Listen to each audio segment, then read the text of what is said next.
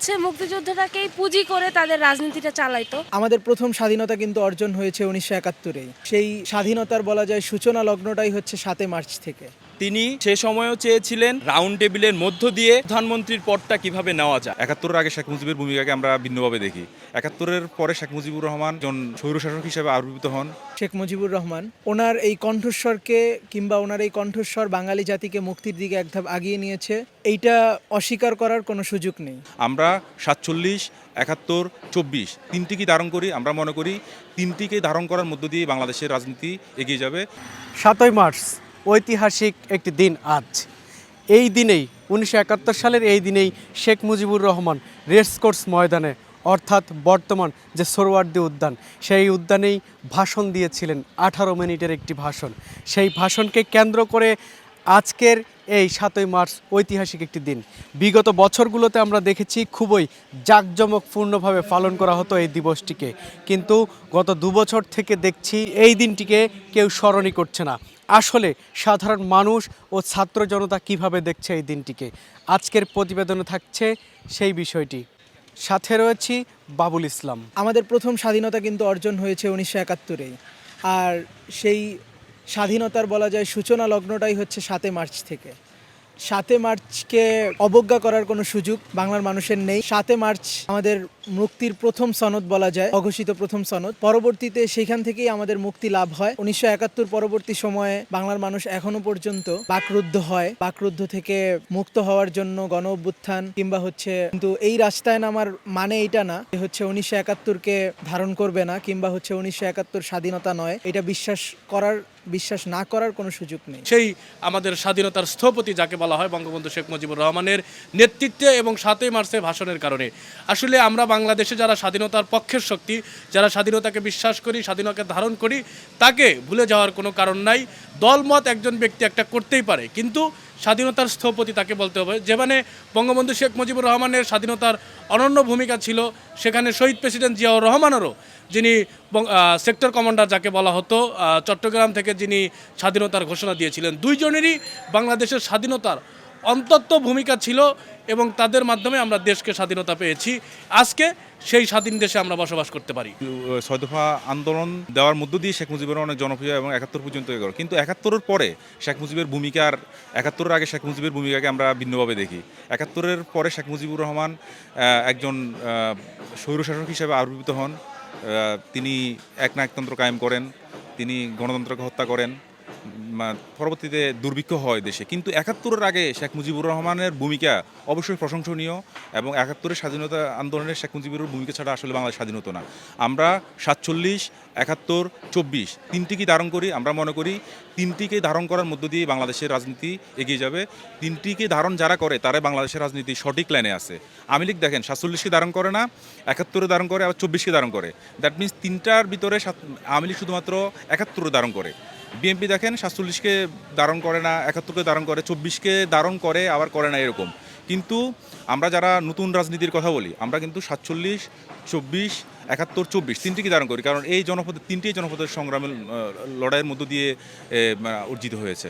সুতরাং 47, 24, 71, 24 এই তিনটিকে ধারণ করার মধ্য দিয়ে, আনকম্প্রোমাইজিংলি ধারণ করার মধ্য দিয়ে বাংলাদেশের রাজনীতি এগিয়ে যাবে এবং এটাই বাংলাদেশের সঠিক ট্র্যাক, ইতিহাসের সঠিক ট্র্যাক। যেই 7ই মার্চের যে ভাষণ, সেখানে জাতিকে সেখানে তিনি নিরাশ করেছেন এবং সেখানে জাতির যেই মুক্তির যে বিষয়, সেখানে সেটা তিনি আসেননি। এবং তিনি সে সময়ও চেয়েছিলেন যে রাউন্ড টেবিলের মধ্য দিয়ে প্রধানমন্ত্রীর পদটা কিভাবে নেওয়া যায়, সেই বিষয়ে আমরা দেখতে পেয়েছি। এবং সে জায়গা থেকে বলা যায় যে 7ই মার্চের, আপনি যে বিষয়টা বললেন যে 7ই মার্চে জোর করে কোনো কিছু করা হয়নি, এরকম নয়। অবশ্যই 7ই মার্চ আমাদের জন্য গুরুত্বপূর্ণ এবং এটা ইউনেস্কো স্বীকৃত একটি বিষয়।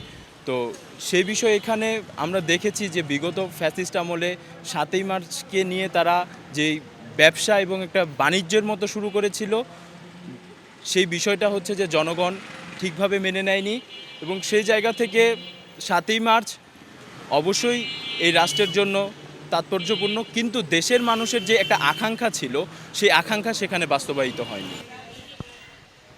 আমার মনে হয় যে 7ই মার্চটাকে আমাদের হচ্ছে বিগত সরকারের আমলে, মানে তারা হচ্ছে মুক্তিযুদ্ধটাকেই পুঁজি করে তাদের রাজনীতিটা চালাইতো।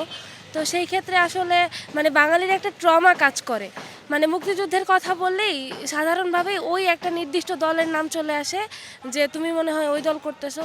আর এখন হচ্ছে আর ইভেন মুক্তিযুদ্ধের সাথে তারা মানে শেখ মুজিবুর রহমানকেও অনেকভাবে মানে যেহেতু ওনারই দল ছিল অনেকভাবে আর কি ইউজ করছে।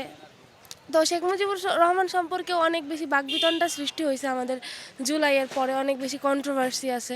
এই কারণে হচ্ছে 7ই মার্চ শেখ মুজিবুর রহমানের ভাষণ বা যাই বলেন মানে সব কিছু নিয়ে বাঙালির মনে একটা বহুত নেগেটিভ একটা জিনিস তৈরি হয়েছে। যে কোনো গণ অভ্যুত্থান কিংবা যে কোনো সংগ্রামের কিছু কণ্ঠস্বর থাকে, যেই কণ্ঠস্বরগুলা মানুষকে মুক্তির দিকে অনেক ধাপ আগিয়ে নেয়। এইটা অস্বীকার করার কোনো সুযোগ নেই যে হচ্ছে 7 মার্চের যেই বলিষ্ঠ কণ্ঠস্বর শেখ মুজিবুর রহমান, ওনার এই কণ্ঠস্বরকে কিংবা ওনার এই কণ্ঠস্বর বাঙালি জাতিকে মুক্তির দিকে এক ধাপ আগিয়ে নিয়েছে, এইটা অস্বীকার করার কোনো সুযোগ নেই। কোনো মানুষকে যখন দেবতা সমতুল্য করে ফেলা হয় তখন তার পতন নিশ্চিত হয়ে পড়ে। মানুষকে মানুষ পর্যায়ে সম্মান করতে পারতে হয়, মানুষকে দেবতা সমতুল্য করতে হয় না। 1971 সালের এই দিনে হচ্ছে শেখ মুজিবুর রহমান একটি ভাষণ দিয়েছিল, যেটি আমাদের মুক্তির যে যুদ্ধ, আমাদের যে মুক্তিযুদ্ধ সেটিকে দারুণভাবে ত্বরান্বিত করেছিল। বাট অত্যন্ত দুঃখের বিষয় যে এখন 7ই মার্চকে আসলে সেভাবে দেখা হয় না। এর অন্যতম একটা কারণ হচ্ছে আমাদের রাজনৈতিক সংস্কৃতি। আজকে 7ই মার্চ বাংলাদেশের স্বাধীন বাংলাদেশের ইতিহাসের একটি গুরুত্বপূর্ণ দিন। এই দিনে বাংলাদেশের মানুষ মুক্তির লক্ষ্যে একত্র হয়েছিল, গণজামায়াত হয়েছিল এবং এই জামায়াতের পরে 26শে মার্চ জিয়াউর রহমানের সে স্বাধীনতার যে ঘোষণা, সেই ঘোষণার মাধ্যমে বাংলাদেশে স্বাধীনতার ডাকটা উঠেছিল এবং 7ই মার্চের কেন্দ্র করে কিন্তু 26শে মার্চে এই বাংলাদেশের যে মুক্তিগামী জনতা, বাংলাদেশকে যারা স্বাধীনভাবে দেখতে চায় তারা একত্রিত হয়েছিল। 7ই মার্চকে অনেকে অনেকভাবে মন্তব্য করেন, কিন্তু 7ই মার্চ আসলে বাংলাদেশের স্বাধীন বাংলাদেশ ইতিহাসের জন্য খুবই গুরুত্বপূর্ণ ছিল। 7ই মার্চ আসলে যে কোনো বিচারে ঐতিহাসিক। শেখ হাসিনা যখন তৃতীয় মেয়াদে ক্ষমতায় আসে 24 সালের ইলেকশনের পর, সে যখন ক্ষমতায় আসে তখন স্বাধীনতার ঘোষণা 7ই মার্চ আদৌ ছিল কি না এটা নিয়ে বিতর্ক হতে পারে, কারণ স্বাধীনতা শব্দটি কিন্তু ওই 7ই মার্চের ঘোষণার মধ্যে ছিল, কিন্তু সরাসরি কিন্তু এটা পাকিস্তানের সাথে যুদ্ধ ঘোষণার মতো কোনো ঘোষণা এটি ছিল না। যে কারণে ওই সময়ের যারা বামপন্থী ছাত্র নেতা বা যারা সুপার ফোর যাদেরকে বলা হতো, তারাও কিন্তু অনেকে ক্ষুব্ধ ছিল যে সরাসরি যুদ্ধের ঘোষণা বা পাকিস্তান থেকে বিচ্ছিন্ন হওয়ার ঘোষণা এটি কেন দেননি। তো সেই জায়গা থেকে এখানে বিতর্ক হতে পারে, কিন্তু 7ই মার্চের যে ঐতিহাসিক গুরুত্ব সেটি কিন্তু থাকবে।